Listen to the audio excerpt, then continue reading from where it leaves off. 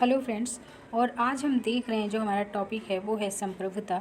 और यहाँ पे हम आज संप्रभुता से संबंधित जो है प्रत्येक अवधारणा को देखेंगे, उसका प्रतिपादन किसने किया ये भी देखेंगे, क्योंकि प्रत्येक जो इसमें सब टॉपिक है, संप्रभुता एक टॉपिक हो गया, प्रत्येक सब टॉपिक जो है किसी न किसी ईयर का क्वेश्चन है। कभी सिंगल क्वेश्चन है तो कभी सुमेलित करने वाला क्वेश्चन है तो कभी चयनित करने वाला क्वेश्चन है। तो इस प्रकार हम देखेंगे। जनरली संप्रभुता तो पढ़ते हैं, लेकिन संप्रभुता पे इतनी बार क्वेश्चन आए हैं, इतनी ज़्यादा बार, कि मैंने सोचा कि क्यों ना ये सभी अवधारणाओं को एक पास जो है इनका एक वीडियो बना दिया जाए, जिससे बच्चों को जो है आसानी रहे, स्टूडेंट को हेल्प मिले इससे। जैसे मोटे मोटे रूप में देखें तो सर्वप्रथम संप्रभुता की अवधारणा जो है हाब्स ने दिया। निरंकुश संप्रभुता ये भी हाब्स का है। सीमित संप्रभुता लॉक का है। आधुनिक संप्रभुता बोंदा ने। लोक कल्याणकारी या जन संप्रभुता की बात रूसो ने की। वहीं कानूनी संप्रभुता की जो बात है तो इसके सर्वप्रथम प्रतिपादक तो हाब्स हैं, लेकिन प्रमुख प्रवक्ता जो है वो आपके ग्रेनविल ऑस्टिन है।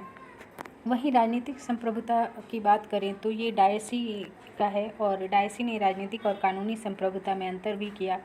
इसके अलावा बहुलवादी संप्रभुता भी होती है, एकलवादी संप्रभुता। ये सभी अवधारणाएं जो है हम इस वीडियो में देखेंगे आगे एक एक करके। तो देखते हैं, बहुत ज़्यादा ये नहीं है पर इम्पॉर्टेंट है, क्योंकि हर साल यहाँ से क्वेश्चन आते हैं और कन्फ्यूजन भी बहुत ज़्यादा होता है। तो इसलिए हम आज इसको जो है सॉल्व करेंगे, इसका द एंड करेंगे, और इसमें 100% जो है गारंटी लेंगे कि हम इसे सही तरीके से सही सॉल्व करके आएंगे एग्ज़ाम में। तो यहाँ पे हम देखते हैं निरंकुश संप्रभुता की जो बात की है वो हाब्स ने की है 17वीं शताब्दी में, और इनकी जो पुस्तक है वो लेवियाथन है। इसमें जो है इन्होंने संप्रभुता, निरंकुश संप्रभुता की बात की है। और सर्वप्रथम कानूनी संप्रभुता की बात किया जाए तो ये भी हाब्स ने ही किया है, सर्वप्रथम संप्रभुता। और संप्रभुता को सामाजिक समझौते सिद्धांत के साथ अगर किसी ने जोड़ा है तो उसका श्रेय भी जो है थॉमस हाब्स को ही जाता है। अगला हम देखते हैं कि सीमित या मर्यादित संप्रभुता की बात किया जाए तो जॉन लॉक ने जो है सीमित या मर्यादित संप्रभुता की बात की और कहा कि राज्य क्या है, राज्य एक ट्रस्टी की तरह, एक न्यासी की तरह काम करेगा। 17वीं शताब्दी में इन्होंने अपनी पुस्तक two treatises and civil government में जो है सीमित या मर्यादित संप्रभुता की बात की। मॉन्टेस्क्यू भी सीमित संप्रभुता के समर्थक हैं। अगला हम देखते हैं बाह्य संप्रभुता। बाह्य संप्रभुता का जो प्रतिपादन है वो ह्यूगो ग्रोसियस ने किया है 17वीं शताब्दी में। इनका कहना ये है कि बाह्य संप्रभुता किसी राज्य के लिए जरूरी होता है, और बाह्य संप्रभुता के कारण ही अपनी विदेश नीति के निर्धारण में कोई राज्य जो है स्वतंत्र होता है कि अपनी विदेश नीति का वो किस प्रकार से निर्धारण करेगा। अगला जो देखते हैं लोक कल्याणकारी या जन संप्रभुता। तो इसका सर्वप्रथम जो प्रतिपादन है वो रूसो ने किया। हालांकि मार्सिलियो पादुआ भी जो है इसके समर्थक हैं या प्रतिपादकों में से एक हैं। 18वीं शताब्दी में जो है रूसो ने सर्वप्रथम लोक कल्याणकारी या जन संप्रभुता का सिद्धांत दिया।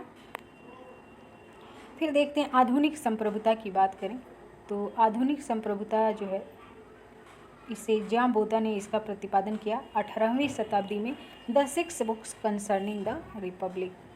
आधुनिक संप्रभुता की सर्वप्रथम बात किसने की? जॉन बोथा ने। वहीं हम कानूनी संप्रभुता की बात करें या सर्वप्रथम संप्रभुता की बात करें तो वो हाब्स जो है उनका नाम आता है।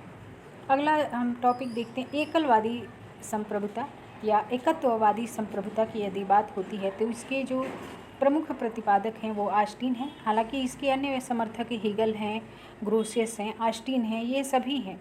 लेकिन अगर इसमें ऑस्टिन का नाम है तो आप ऑस्टिन को ही क्लिक करेंगे, सही जो है विकल्प का चयन करना होगा। तो चाहे कोई भी नाम हो, ऑस्टिन जो है इसके प्रथम और प्रमुख प्रतिपादक हैं। फिर देखते हैं कानूनी या विधिक तथा राजनीतिक संप्रभुता में अंतर। तो ये डायसी ने किया। डायसी ने अगर पूछे सर्वप्रथम राजनीतिक संप्रभुता की बात किसने की, सर्वप्रथम राजनीतिक संप्रभुता की यदि किसी ने बात की तो वो है डायसी। और डायसी ही हैं जिन्होंने कानूनी संप्रभुता और विधिक संप्रभुता में अंतर स्पष्ट करते हुए कहा कि कानूनी संप्रभुता संसद में नहीं होती है, जबकि राजनीतिक संप्रभुता जनता में। वो किस तरह से कि संसद जो है कानून तो बनाती है, लेकिन चुनाव के माध्यम से जो ये संसद है वो जनता पर निर्भर होती है, या जनता के हाथों में मतदान या चुनाव के माध्यम से यह शक्ति होती है। तो इसलिए राजनीतिक संप्रभुता को डायसी ने कहा कि ये जनता में निहित होती है, वहीं कानूनी संप्रभुता जो है संसद में निहित होती है। तो सर्वप्रथम राजनीतिक संप्रभुता की बात किया जाए तो किसने प्रतिपादित किया? डायसी ने किया। राजनीतिक संप्रभुता और कानूनी संप्रभुता में अंतर किसने किया? तो डायसी ने ही किया। और कानूनी संप्रभुता पूछ रही कि सर्वप्रथम कानूनी संप्रभुता का जो है प्रतिपादन किसने किया? तो यहाँ पे प्रमुख प्रवक्ता कानूनी संप्रभुता का ऑस्टिन है, और संप्रभुता या कानूनी संप्रभुता के जो प्रथम प्रतिपादक हैं वो हाब्स हैं। तो ये डिफरेंस याद रखेंगे। कानूनी संप्रभुता का प्रमुख प्रतिपादक ऑस्टिन है, प्रथम प्रतिपादक हाब्स हैं, राजनीतिक संप्रभुता के प्रतिपादक डायसी हैं, और राजनीतिक तथा कानूनी संप्रभुता में अंतर किसने किया? ये भी डायसी ने ही किया। यहाँ पे संप्रभुता को समाप्त करने की बात कौन कहता है? लास्की कहते हैं। और लास्की क्या कह रहे हैं क्यों संप्रभुता को समाप्त करने की बात कहते हैं?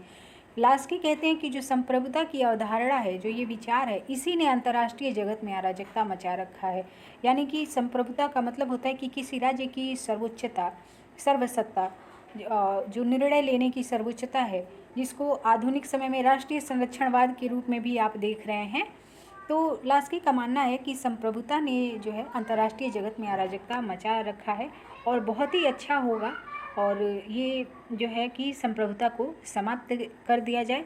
और संप्रभुता को जो है लास्की ने बहुत ही घातक बताया है और इसको समाप्त करने का समर्थन किया है। तो ये कुछ बातें हैं, ध्यान रखेंगे। संप्रभुता की बहुलवादी अवधारणा, ये भी कई बार पूछा है, चाहे टीजीटी पीजीटी हो या कोई भी असिस्टेंट प्रोफेसर का एग्ज़ाम हो, किसी भी स्टेट का हो या जीआईसी प्रवक्ता हो, जीडीसी, एनीथिंग, तो यहाँ कई बार ये चीज़ें पूछी हुई हैं। तो संप्रभुता की बहुलवादी अवधारणा के जो प्रतिपादक हैं वो ऑटो वान गियरके और मैटलैंड हैं। ये पांचों अगर ऑप्शन दे तो भी आपको ऑटो वान गियरके और मैटलैंड, यही दोनों जो हैं इसके प्रथम और प्रमुख प्रतिपादक हैं। इसके अलावा दुर्खिम हैं, क्रैब हैं और लास्की हैं, बार्कर हैं, डुगवी हैं। ये सभी क्या संप्रभुता की बहुलवादी अवधारणा का जो है समर्थन करते हैं। अगला देखते हैं कानूनी संप्रभुता। कानूनी संप्रभुता जो है थॉमस हाब्स ने जो है सर्वप्रथम अगर किसी ने प्रतिपादन किया कानूनी संप्रभुता का तो किसने किया? थॉमस हाब्स ने, और वो भी निरंकुश संप्रभुता का प्रतिपादन किया। संप्रभुता के फैसलों को बाध्यकारी माना थॉमस हाब्स ने। और देखते हैं बेंथम और ऑस्टिन ने कानूनी संप्रभुता को आधारशिला मानकर अपने अपने सिद्धांतों को स्थापित किया। लेकिन अगर प्रमुख प्रवक्ता की बात करें, कानूनी संप्रभुता का प्रमुख प्रवक्ता कौन है? तो जॉन ऑस्टिन ही है। जॉन ऑस्टिन कह रही हूँ, ग्रेनविल ऑस्टिन है, जी ऑस्टिन जिनको बोलते हैं। कानूनी संप्रभुता के प्रमुख प्रतिपादक जो है ग्रेनविल ऑस्टिन है और प्रथम प्रतिपादक जो है थॉमस हाब्स हैं। अगला देखते हैं राजनीतिक संप्रभुता।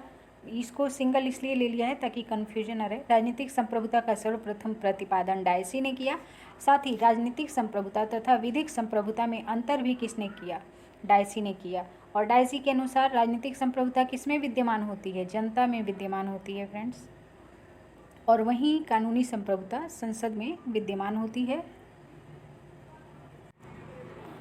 तो इस प्रकार से हमने संप्रभुता से संबंधित समस्त अवधारणाओं को देखा है। एक दिन हम संप्रभुता से संबंधित जो स्टेटमेंट हैं वो भी लाएंगे अगर स्टूडेंट की ऐसी डिमांड होगी तो। और ये मैं आशा करती हूँ कि आप लोगों को बहुत ही हेल्प करेगा एग्ज़ाम में। आज के लिए फ्रेंड्स इतना ही, धन्यवाद।